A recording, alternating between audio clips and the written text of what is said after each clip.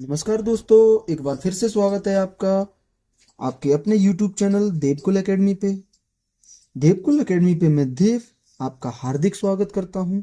आशा करता हूँ आप सभी मस्त स्वस्थ और जबरदस्त होंगे और अपनी पढ़ाई कंटिन्यू कर रहे होंगे। आज है 23 अप्रैल और 23 अप्रैल से बनने वाले महत्वपूर्ण करंट अफेयर के प्रश्नों को हम कवर करने वाले हैं। कुमार गौरव सर की आपकी जो फुल पत्ती वाली क्लास है उसका क्विक रिवीजन है, शॉर्ट नोट्स के माध्यम से हैंड रिटन पीडीएफ के साथ मैं आपको रिवीजन कराऊंगा। और पीडीएफ प्राप्त करने के लिए आप इस वीडियो के डिस्क्रिप्शन में टेलीग्राम चैनल का लिंक मिलेगा। आपको उस लिंक पे क्लिक करके आप ज्वाइन कर लें टेलीग्राम चैनल को। ठीक है, चलिए बिना किसी देरी के शुरुआत करते हैं हम आज की क्लास का। आज का पहला प्रश्न है कि हाल ही में यूनेस्को ने माउंट पेक्टू को नए ग्लोबल जियो पार्क को अपनी सूची में शामिल किया है। इसका संबंध किससे है? तो इसका संबंध है नॉर्थ कोरिया से। ये माउंट पेक्टू ज्वालामुखी पहली बार शामिल हुआ है और ये नॉर्थ कोरिया का है। ये भी आपको याद रखना है। ठीक है, यूनेस्को में भारत के वर्ल्ड हेरिटेज 43 शामिल हैं और नवीनतम मोइदम है इसमें। और अमूर्त धरोहर 15 शामिल है और नवीनतम अमूर्त धरोहर जो शामिल हुई है वो है आपका गरवा। क्लियर। और यूनेस्को में भारत के बायोस्फीयर रिजर्व 12 शामिल हैं और प्रथम नीलगिरी बायोस्फीयर रिजर्व पहली बार शामिल, मतलब प्रथम जो शामिल हुआ था वो नीलगिरी बायोस्फीयर रिजर्व है। क्लियर। आगे बात करते हैं, T20 विश्व कप में प्लेयर ऑफ द टूर्नामेंट कौन रहे? T20 विश्व कप में प्लेयर ऑफ द टूर्नामेंट कौन रहे थे? तो वो रहे थे आपके जसप्रीत बुमराह।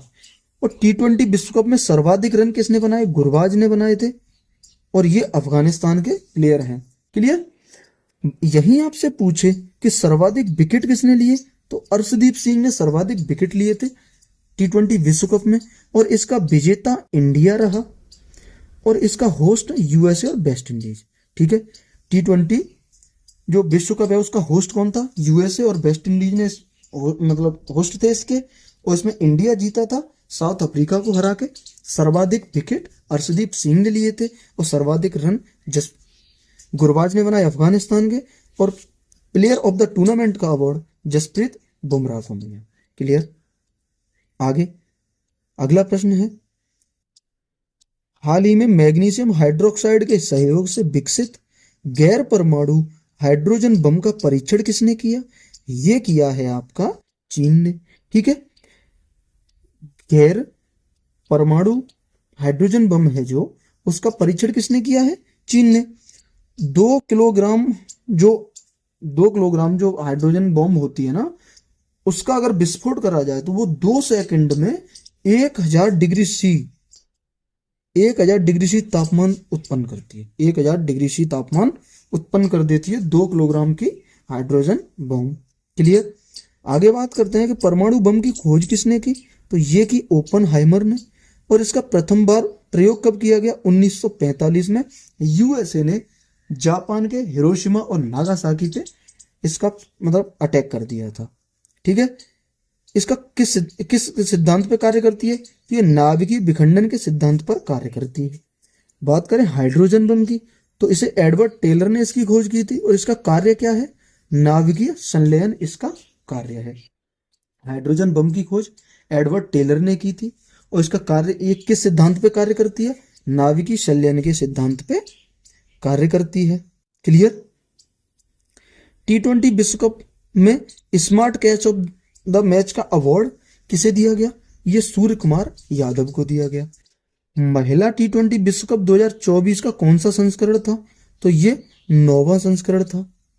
अच्छा, महिला T20 विश्व कप का आयोजन यूएई में हुआ था और कुल 10 टीमों ने इसमें भाग लिया था। महिला T20 विश्व कप का आयोजन यूएई में और कुल कितनी टीमों ने भाग लिया? 10 टीमों ने। और ये इसका कौन सा संस्करण था? तो 9वां था। क्लियर। अगला प्रश्न है, भारत का पहला प्रोटोटाइप फास्ट ब्रीडर रिएक्टर कहां प्रारंभ होगा?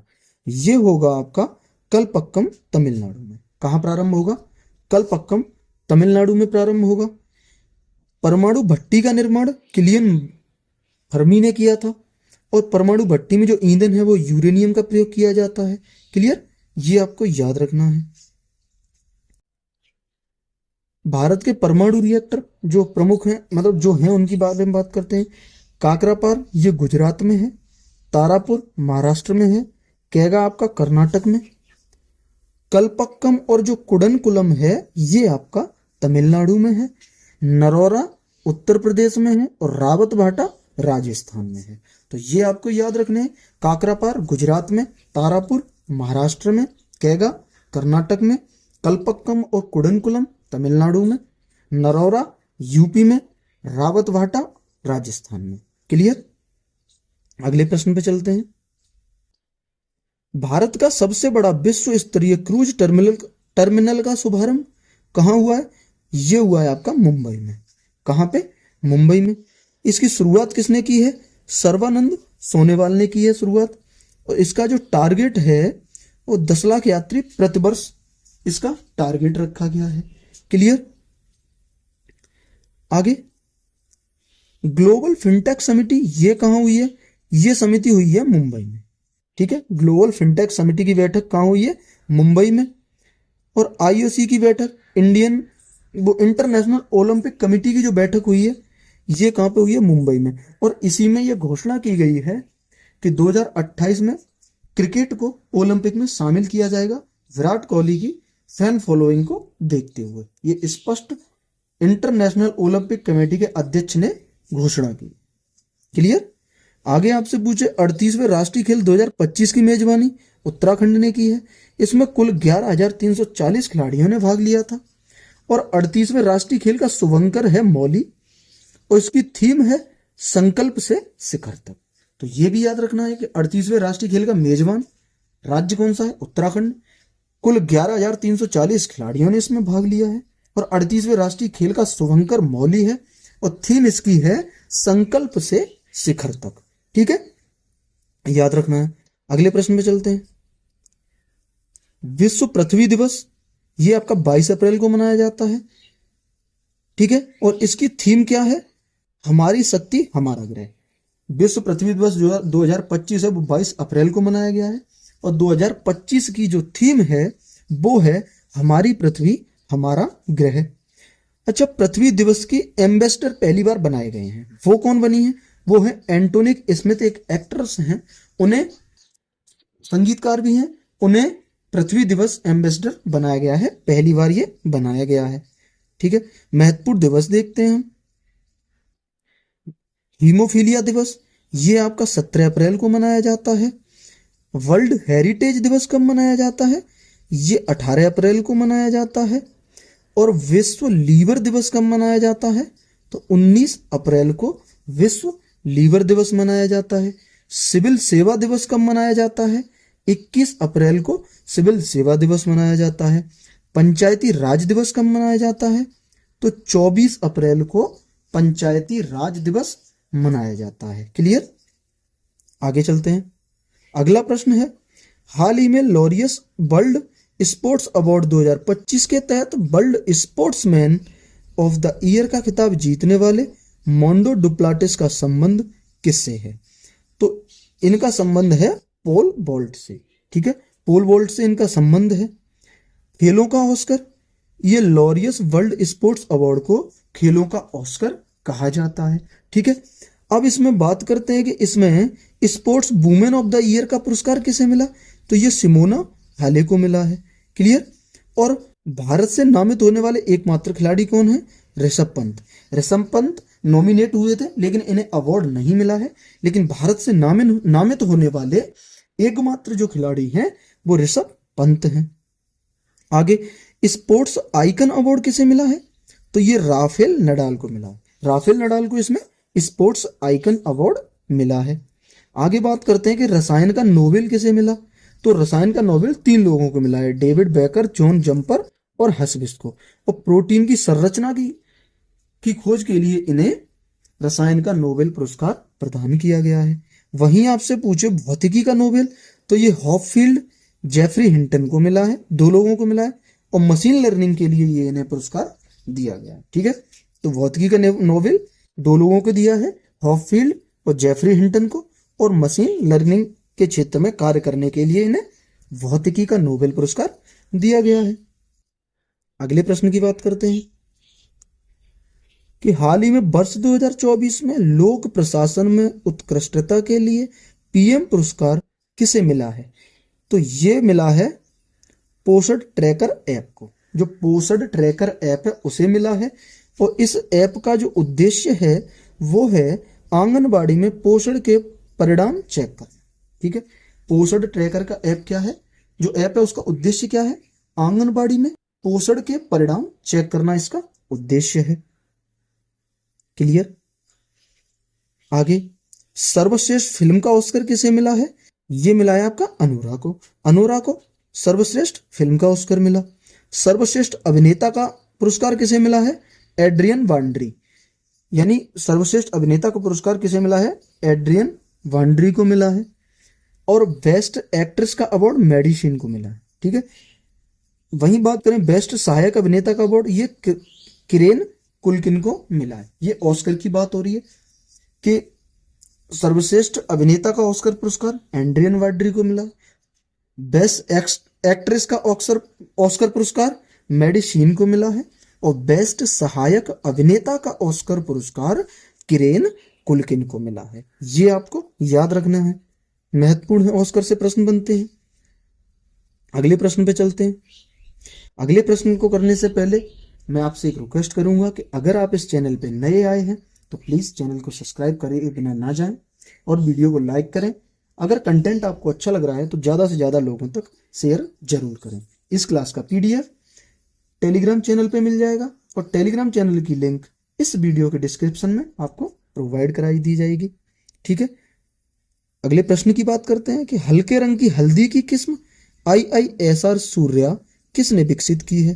तो ये विकसित की है IISR कोझिकोड ने। ठीक है, बात करें भारतीय मसाला अनुसंधान संस्थान कहाँ है? तो ये कोझिकोड केरल में है। और यही आपसे पूछेगा कि तंबाकू अनुसंधान संस्थान का नया नाम, इसका नया नाम कर दिया है केंद्रीय वाणिज्य कृषि अनुसंधान संस्थान। ठीक है, तंबाकू अनुसंधान संस्थान जो राजमुंद्री आंध्र प्रदेश में था, इसका नया नाम क्या है? केंद्रीय वाणिज्य कृषि अनुसंधान केंद्र। क्लियर? आगे चलते हैं। ऑस्कर 2025 का सर्वश्रेष्ठ निर्देशक अवार्ड किसे मिला है? ये मिला है शॉन बेकर को। और सर्वाधिक नामांकन किस फिल्म को मिले हैं? यानी ऑस्कर 2025 के लिए सर्वाधिक नामांकन किस फिल्म को मिले हैं? ये पूछेगा तो नहीं, बट लिख लो, एमिलिया को मिले हैं। ठीक है, आगे, सर्वश्रेष्ठ अंतरराष्ट्रीय फीचर फिल्म, ये आई एम स्टिल हेयर को सर्वश्रेष्ठ अंतरराष्ट्रीय फीचर फिल्म का अवार्ड मिला है। आई एम स्टिल हेयर को। सर्वश्रेष्ठ डॉक्यूमेंट्री फीचर अवार्ड किसे मिला है? ये मिला है नो अदरलैंड को सर्वश्रेष्ठ डॉक्यूमेंट्री फीचर का अवार्ड मिला है। आगे, ISF विश्व कप लीमा प्रतियोगिता 2025 में भारत की रैंक, तो ये भारत का इसमें तीसरा स्थान आया है। अच्छा, इसमें प्रथम स्थान चीन का और दूसरा स्थान USA का आया है। वहीं बात करें कि भारत ने इसमें 2 गोल्ड, 4 सिल्वर और 1 ब्रॉन्ज जीता है। कुल 7 मेडल जीते हैं। जो गोल्ड जीता है वो सौरभ चौधरी और सुरुचि ने जीता है। ठीक है, सौरभ चौधरी और सुरुचि ने इसमें गोल्ड जीता है। इंपोर्टेंट प्रश्न बनेगा आपसे कि मनु भाकर ने सिल्वर जीता है। इसमें आपको पूछ लेगा कि ISSF विश्व कप लीमा प्रतियोगिता में गोल्ड किसने जीता, और ऑप्शन में मनु भाकर देगा तो आप सबसे पहले मनु भाकर को ही लगाएंगे। इसलिए मैंने लिखा दिया है कि मनु भाकर ने इसमें सिल्वर जीता है। गोल्ड जीतने वाले 2 हैं, सौरभ चौधरी और सुरुचि, इन्होंने गोल्ड जीता है। यह शूटिंग का विश्व कप है और इसका आयोजन लीमा में हुआ। शूटिंग का ये विश्व कप है और इसका आयोजन कहाँ हुआ है? तो ये हुआ है आपका लीमा में। क्लियर? आगे, आईफा अवार्ड 2025 की बात करते हैं तो इसका आयोजन हुआ है जयपुर में। बेस्ट फिल्म का अवार्ड इसमें लापता लेडीज को दिया गया है, और बेस्ट डायरेक्टर का अवार्ड किरण राव को दिया। बेस्ट फिल्म का अवार्ड लापता लेडीज को दिया है, और बेस्ट डायरेक्टर का अवार्ड किरण राव को मिला है, जो लापता लेडीज के ही डायरेक्टर थे। वहीं बात करें सर्वश्रेष्ठ अभिनेता का पुरस्कार, तो ये कार्तिक आर्यन को दिया गया है, और सर्वश्रेष्ठ अभिनेत्री का पुरस्कार नितांशी गोयल को दिया गया है। क्लियर? ये आपको याद रखने हैं। चलते हैं आज के लास्ट प्रश्न पे। साइबर सुरक्षा hardware lab T shield launch किसने किया? ये लॉन्च किया है आपका तेलंगाना ने। किसने लॉन्च किया है? तेलंगाना ने। और यह भारत की पहली साइबर सुरक्षा हार्डवेयर लैब है, ये भी आपको याद रखना है। आईफा अवार्ड 2025 से और बनने वाले प्रश्न देखते हैं। बेस्ट सहायक अभिनेता, ये रवि किशन को पुरस्कार दिया गया है। और सर्वश्रेष्ठ नकारात्मक भूमिका का अवार्ड राघव जुयाल को मिला। सर्वश्रेष्ठ नकारात्मक भूमिका का जो अवार्ड दिया गया है वो राघव जुयाल को दिया गया है। और सर्वश्रेष्ठ डेब्यू अभिनेता का अवार्ड ये लक्ष्य लालवानी को दिया गया है। सर्वश्रेष्ठ डेब्यू अभिनेता का अवार्ड लक्ष्य लालवानी को दिया है। वहीं पूछे सर्वश्रेष्ठ डेब्यू अभिनेत्री का अवार्ड ये प्रतिभा लांटा को दिया। क्लियर? ये थी हमारी आज की 23 अप्रैल की महत्वपूर्ण करंट अफेयर जो हमने बहुत बेहतर तरीके से कवर की है। अगर आपको वीडियो पसंद आई हो तो वीडियो को लाइक, शेयर और चैनल को सब्सक्राइब करें। और अगर आप चैनल पर नए हैं तो सब्सक्राइब किए बिना जरूर बिल्कुल ना जाएं, सब्सक्राइब करके ही जाएं। आशा करता हूं बेहतर तरीके से मैं आपका रिवीजन कराता हूं। और अगर आपको कोई भी कमी लगती है तो आप मुझे कमेंट करके बता सकते हैं, मैं उसे सुधारने की पूरी कोशिश करूंगा। आप लोगों का एक कमेंट मुझे बहुत सहयोग करेगा अपनी गलती सुधारने में। आशा करता हूं बेहतर तरीके से मैं आपको कंटेंट दे पाया हूं। तो इसी के साथ मिलेंगे अगली वीडियो में। तब तक के लिए खुश रहिए, मस्त रहिए और अपनी पढ़ाई करते रहिएगा और अपने लक्ष्य की तरफ कदम दर कदम बढ़ते रहिएगा। मिलेंगे अगली वीडियो में, तब तक के लिए जय